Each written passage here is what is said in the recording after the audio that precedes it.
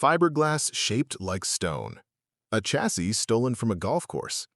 8 6-volt batteries wired together under a shell built to look like it runs on nothing but 2 pairs of feet.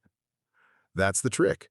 Fred Flintstone's car looks powered by human effort, legs pumping, heels dragging, and for 6 decades that's exactly what audiences have believed. It isn't true. It was never true. There was a motor the whole time. This is the story of 3 of those cars. Same build, same shop, same year, and 3 completely different endings. One sold to a stranger for $18,000, one handed straight to a museum, and one that never left the family that built it. The joke was never subtle, and it wasn't supposed to be. Bedrock runs on modern conveniences dressed in prehistoric costume, a garbage disposal that's actually a hungry animal, a record player powered by a bird with a long beak, a car with no visible engine and no explanation for how it moves except the 2 people inside it, walking in place. It's a gag built into the show from 1960 onward, decades before Universal ever optioned a live-action feature.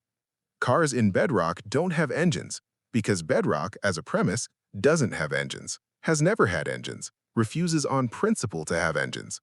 That's the rule the whole town runs on. So when Universal greenlit a live-action Flintstones movie in 1994, the car couldn't just look old-fashioned. It had to look like it was being propelled by nothing but Fred and Barney's legs, in a shot with no cutaways, no hidden edits, on a real stretch of pavement for real cameras. That's a much harder problem than it sounds. A cartoon can draw feet moving fast and legs blurring and call it done.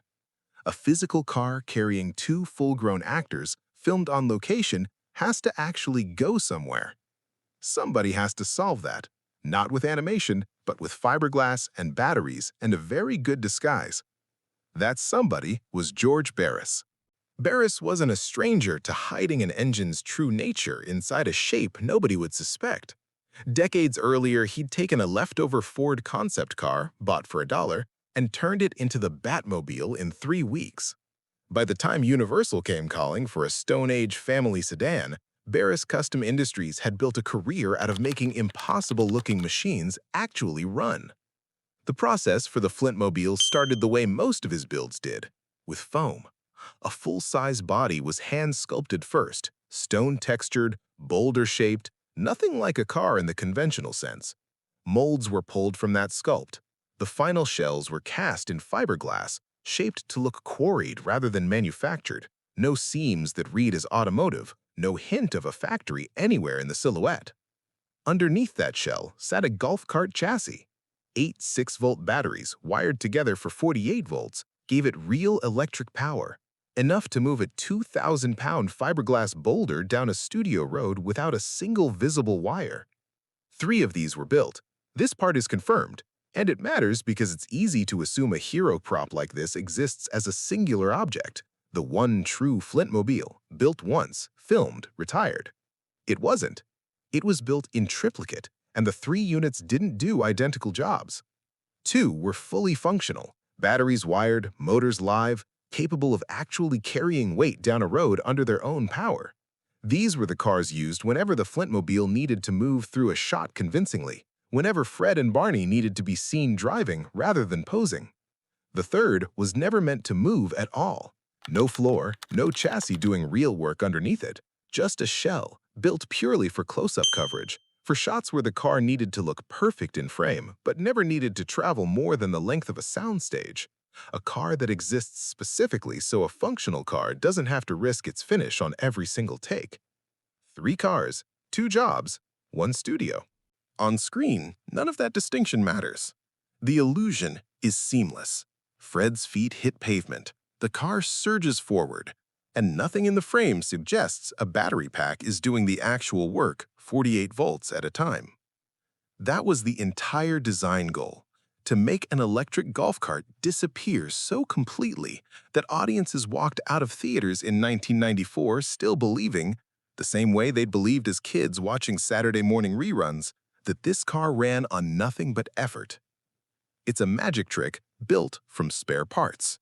A Stone Age premise sold by 1990s golf cart engineering, filmed to look like neither. The two functional units did the heavy lifting. Every driving shot, every street scene, every moment where the Flintmobile needed to convincingly go somewhere under its own apparent power. The stationary unit handled the rest. The shots where the car just needed to sit there and look exactly right, without the risk of a functioning vehicle scuffing its paint or misbehaving on camera between takes. It's not a glamorous distinction, it's a practical one. The kind of decision that never makes it into a trailer or a making-of featurette, but without which the illusion falls apart the first time a director calls for a fourth take of the same 5 seconds of pavement. Here's where the three cars stop being interchangeable.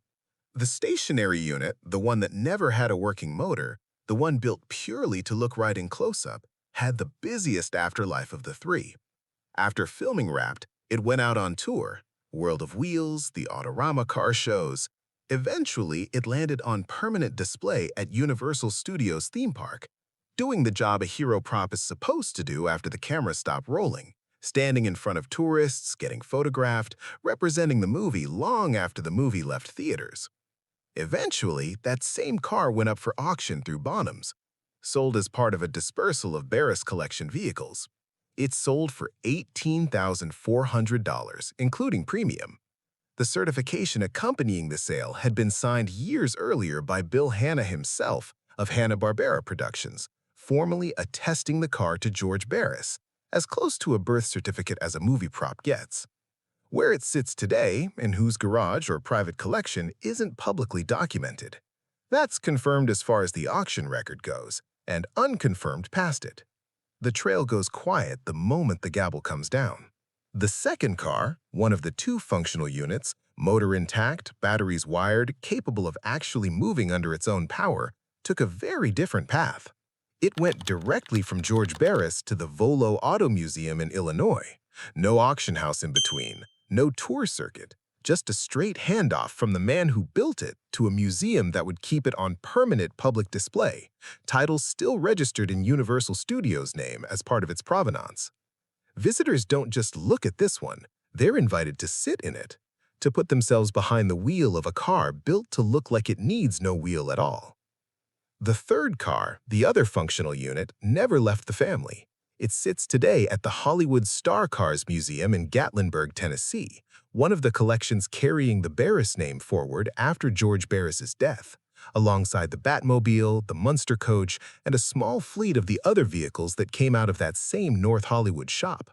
Built by Barris, kept by Barris. The one car of the three that never had to be sold, toured, or handed off to anyone outside the family that made it. Same build, same shop, same year. One sold to a private buyer whose name isn't public record, one deeded straight into a museum's permanent collection, one that simply stayed home. 3 fiberglass boulders built from the same molds, and not one of them ended up anywhere near the other two. There's no version of this car sitting in a driveway waiting to be restored. Nobody's pulling a barn-find Flintmobile out of a field in rural Ohio. What exists is fixed. 3 units, all accounted for, all resting in institutional or private hands rather than the open market. So the entry point here isn't acquisition, it's authentication, benchmarking, and knowing where to actually look. The bottom sale is the clearest public benchmark available, $18,400 inclusive of premium for a Barris-built, Hanna-certified movie prop with a documented post-production history of car show touring and theme park display. That number matters less as a price tag and more as a data point, proof that Barris-built props with this level of paper trail move at real auction, not just private handshake deals. For anyone chasing Barris-built film and TV props more broadly, the certification model here is worth understanding on its own. A signed attestation from the production company itself, in this case Bill Hanna personally of Hanna-Barbera, is about as strong as provenance gets for a prop like this. It's the difference between believed to be screen-used and a paper trail signed by the people who made the thing in the first place. That distinction is where the real value sits in this corner of the collector market, far more than in the physical object alone. And for anyone who just wants to see one in person rather than own a piece of paper about one, 2 of the 3 units are on public display right now. The Volo Auto Museum in Illinois has one, sit-in privileges included. The Hollywood Star Cars Museum in Gatlinburg has the other, still under the Barris family's care. Between the two, it's currently easier to sit inside a car built to look like it runs on nothing than it is to find out who owns the third. Three identical cars came out of the same shop in the same year, built to sell the same lie, that two men in a fiberglass boulder were doing all the work themselves. They weren't. There were batteries the whole time, hidden well enough that nobody in a theater in 1994 needed to know. And now the cars that hid that motor so well have gone their separate ways just as quietly. One's behind glass in Illinois, one's in Tennessee, still in the family. One went to a stranger for $18,000 and hasn't said a word since.